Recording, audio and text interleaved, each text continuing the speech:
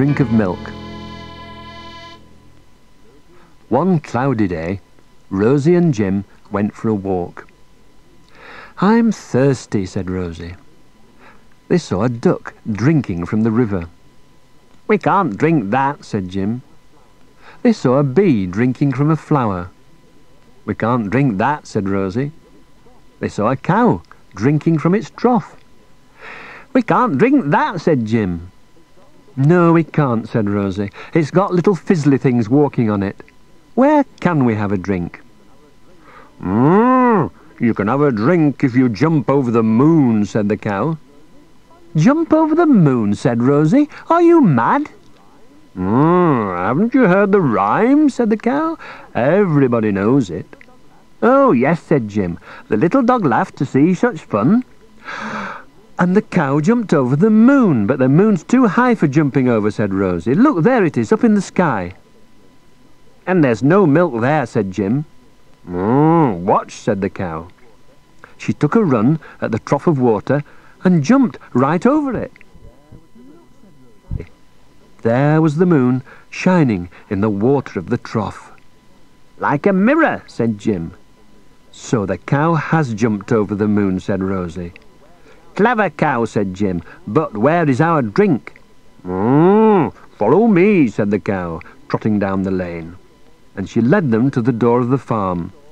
"Knock at the door and ask for Janet," said the cow, walking back to the field. Rosie knocked at the door and asked for some milk. The farmer's wife had lots of bottles of milk in her fridge. Rosie and Jim drank a bottle each and asked for 3 more bottles to take back to the boat for John. They paid the farmer's wife and said goodbye. Lovely," said Rosie. "Thank you, Janet." "Delicious," said Jim. "But it came from the cow before it was in the bottles." "Thank you, cow," said Rosie. "That was super fizzy. Goodbye." The blow-away boat. It was a windy day. Rosie and Jim were just having a glass of orange juice when the wind blew a big wave at their boat. It made it wobble a bit, and Jim spilt orange juice all down his shirt. "Give it a wash in the sink," said Rosie. "It'll soon dry on a day like this." Jim hung his shirt out to dry, but the wind took hold of it.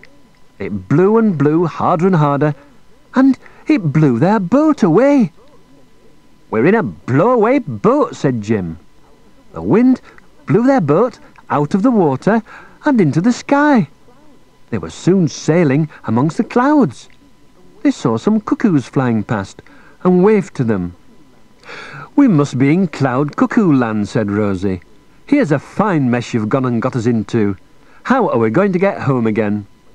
"Easy," said Jim. He went outside and took his shirt in. "It's dry now," he said. Now there was no shirt to catch the wind. The boat sank back down into the water. "That's better," said Rosie.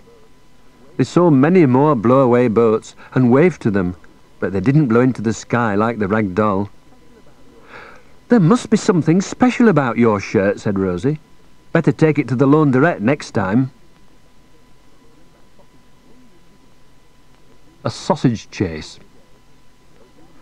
One windy day, Rosie and Jim went fishing. "Got one!" Jim had caught a little silvery fish. "Hello," said the fish. "I'm a magic fish. Would you like a wish?" "A packet of sausages, please," said Jim. "Let me go, and you can have a packet of the best sausages," said the fish.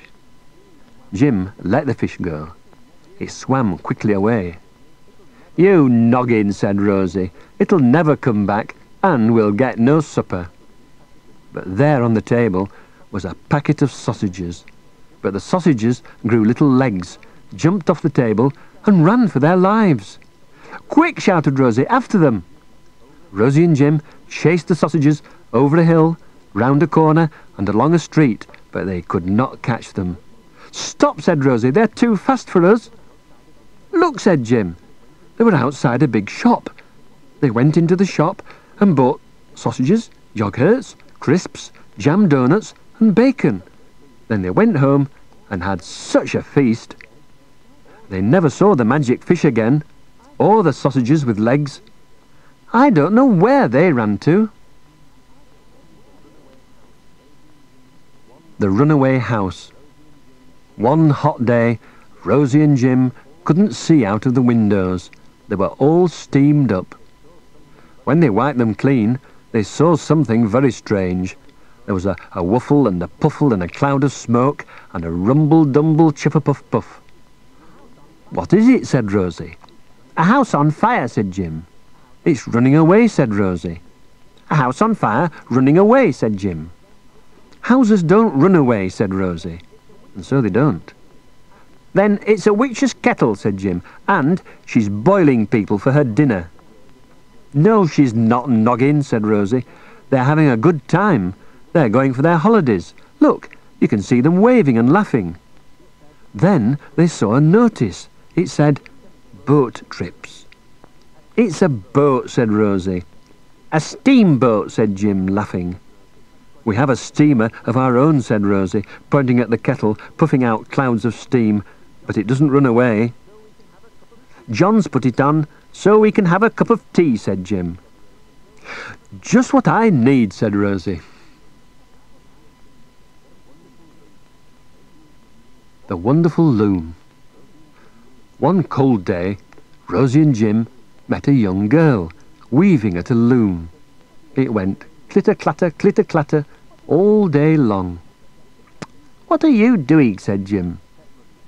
"I'm weaving cloth for my stepmother's new dress," said the girl. "Why are you looking so sad?" said Rosie. "Because it will never be ready on time. My loom goes so slowly, she'll be very angry, and I'll be sent to bed with no dinner." "We'll help," said Rosie. "We know someone who can weave very, very fast," said Jim. "Come with us." They went somewhere they had been before on their boat. They saw a notice. It said, "Midsummer Weavers." There was a beautiful young woman with a loom that had an engine to make it go. She could weave cloth so fast, whiz, fizz, that it was done before you knew it. And her loom wove the stepmother's cloth whilst they all had a cup of coffee. Then they said, "Thank you very much," to the kind young woman. "How can we pay you?" said Jim. "You can put me in a film and make me famous," said the woman. "That'll do for me." "I expect John can do it," said Rosie. And I did. Wool gathering. One cold day, Rosie went collecting along a hedge. She found some white stuff stuck on the thorns and thistles. Jim went up a hill to see what he could see. He went into a little wood. He heard something coming, stamping on the ground. It came round a tree. He saw 2 shiny eyes. He saw 2 curly-whirly horns. He saw big, sharp teeth. "Help!" shouted Jim. "Help! A dragon!" And he ran for his life all the way down the hill. Rosie put her arms round him, and he was safe. "Where's this dragon?" said Rosie. The dragon came out of the wood. It said, "Ba! Ba!" "It's not a dragon," said Rosie. "It's a sheep." "A sheep?" said Jim. There were more sheep coming out of the wood. "Lots of sheep," said Rosie. "They won't eat you. They only eat grass." "I thought it was a dragon," said Jim. "It's covered in that stuff you found in the hedge." "Wool," said Rosie. "That's what it is." When they went home, Rosie and Jim knitted warm woolly scarves for themselves. A blue one for Rosie, a green one for Jim. Rosie's rescue. One sunny day, Rosie and Jim set sail in their big boat, the Ragdoll. They came to the place where their boat had been made years before. It was a boatyard. They saw all kinds of boats being made. They saw little boats, they saw middle-sized boats, and they saw great big boats. Then they both made boats of their own and put them in the water. They set off far away across the sea on a voyage. The winds blew and rocked their boats. The water soaked into Jim's paper boat. "Help!" cried Jim. "I'm sinking!" Brave little Rosie sailed up in her foil boat that would never sink. "Keep still!" shouted Rosie. "I'm coming!" She pulled Jim out of the water, and they sailed away together. Then the water rocked their boat gently, and they went to sleep. They dreamed of floating far away across the world, but they woke up safe and snug on the good boat Ragdoll. Rosie and Jim and the Water Wizard. It was a wet day on the old canal. Rosie and Jim were cruising along in the good boat Ragdoll. They went under bridges and over bridges. They saw ducks and swans and other boats. Then, "Stop!" said Jim. "Why?" said Rosie. "There's a gate," said Jim, "right across the water." "Ooh, Fistpot," said Rosie. "That's where the Water Wizard lives." "Will he let us in?" said Jim. "Yes, if you say the magic spell," said Rosie. "Well, say it if you know it," said Jim.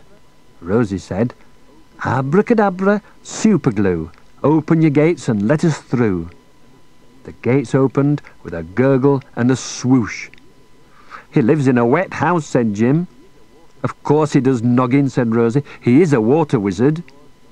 The boat went in. The doors closed behind them. "Now he's got us," said Rosie. "What gobbins!" "Say another spell," said Jim. Rosie said another spell. "Argle bargle, puddings and pies, Water Wizard, make us rise." The water went bubble, bubble, spuggle, swish, spruggle, swish. "Somebody's turned the taps on," said Rosie. "It's the Water Wizard," said Jim. "He's having a bath." Up went the boat, and up went Jim and Rosie and the sink and the cupboards and the beds, and up went everything. Then the Water Wizard opened his back door to let them out. "Hurrah!" said Rosie and Jim.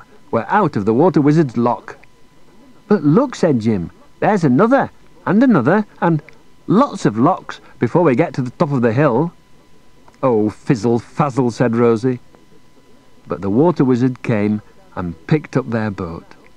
"Look out!" shouted Rosie. "Don't tip us out." The Water Wizard was very careful. He didn't tip the boat. He lifted it over his gates, over his locks, right to the top of the hill. Then he put it back on the water. "Lovely," said Rosie. "Now we can see for miles," said Jim. "Thank you, Water Wizard," said Rosie. "He's gone," said Jim. And he had. There was only a swish of water and a row of bubbles to show where he had been. "Noggin," said Rosie. "Time for tea," said Jim. Rosie and Jim and the Rainbow. One fine day, Rosie and Jim were chugging along in the good boat Ragdoll when they came to a dark forest. In the middle of the forest sat the Frog King. There were no colours at all. It was all grey and gloomy. "It's horrid," said Rosie. "Where have all the colours gone?" said Jim. "I've swallowed them," said the Frog King. "Noggin," said Rosie, and she looked up. "Look," she said. There was a band of colour going right across the sky. "It's a rainbow," said Jim. They sailed their boat to the end of the rainbow. There they found 3 pots of paint, a red pot, a blue pot, and a yellow pot. "Now we can put the colours back into the world," said Rosie. "But there are only 3 colours here," said Jim.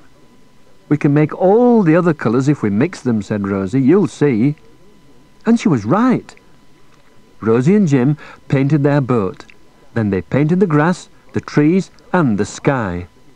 The Frog King was so cross that he went green all over. But he never swallowed the colours again. Clouds for pudding. One sunny day, Rosie and Jim were chugging along on the Ragdoll when Rosie said, "I'm hungry. I could eat a house." As soon as she said it, There by the water was a house made of bread, with cake windows and biscuit doors and chimneys. Rosie and Jim gobbled it up. They were still hungry. "I could eat a tree," said Rosie. They found some broccoli trees and ate them all up. They were still hungry, so they ate some clouds for their pudding. They'd eaten so much that they were too fat to walk, so they caught a train that was passing. They got off the train at the supermarket, but they were too full to do any shopping, so Duck brought them home in a supermarket trolley. Rosie goes to hospital. Rosie and Jim were going along on the good boat Ragdoll when Rosie said, "I feel poorly." "I'll take you somewhere to get better," said Jim. "Where?" said Rosie. "I know a place," said Jim. Jim took Rosie to a garage. A mechanic oiled Rosie's joints and tried to tighten her up with a spanner. "Oh, noggin!" shouted Rosie. "That's no good. I'm not a car. I feel worse now." "Oh dear," said Jim. "I know another place. Come on." Jim took Rosie to a health farm. Poor Rosie got tired out pedalling away on a bicycle. "Oh, you great noodle noggin," gasped Rosie. "This is a place for getting fit, not for getting better. I feel worse than ever." "Oh dear," said Jim. "Take her to the hospital," said the man at the gymnasium. The ambulance came for Rosie. "That's better," said Rosie. At the hospital, the nurse put Rosie in a lovely bed with a nice cup of tea. "I feel better already," said Rosie. Dr. Jim came to see her and gave her some medicine. Children came to play with her. "I feel well now," said Rosie. "Great," said Jim. "Time to go home." Breakdown. It was a cool day on the good boat Ragdoll. Rosie and Jim were going along the old canal when their boat broke down. It went fizz, fizzle, pip, pop, piffle, pop, and stopped. They were stuck. "Push," said Rosie. "Pull," said Jim. But that did no good at all. "We'll never get anywhere now," said Rosie. "We'll have to live here on this bit of the canal for ever and ever, and we'll never see any new places." Poor Rosie. Poor Jim. They did so love seeing new places. They sang a little sad song to cheer themselves up. Then they heard a strange sound, one they had never heard before. Clip, clop, clippity-clop, clip, clop, clippity-clop. It was a horse with a princess riding on it, and she came to their rescue. "I thought," said Jim, "that it was princes that came to the rescue." "Princesses do it as well," said Rosie, "and ordinary girls are just as good at it." The princess threw them a rope, and the horse pulled the boat along the canal. "Ooh, how quietly the boat goes without an engine," said Rosie. "It's nice," said Jim, "being pulled by a horse." "Well, that's how everyone did it in the old days," said the princess, "before there were nasty, smelly engines." They came to a place where a man mended their boat for them and made it as good as new. "Thanks," said Rosie. "Thanks," said Jim.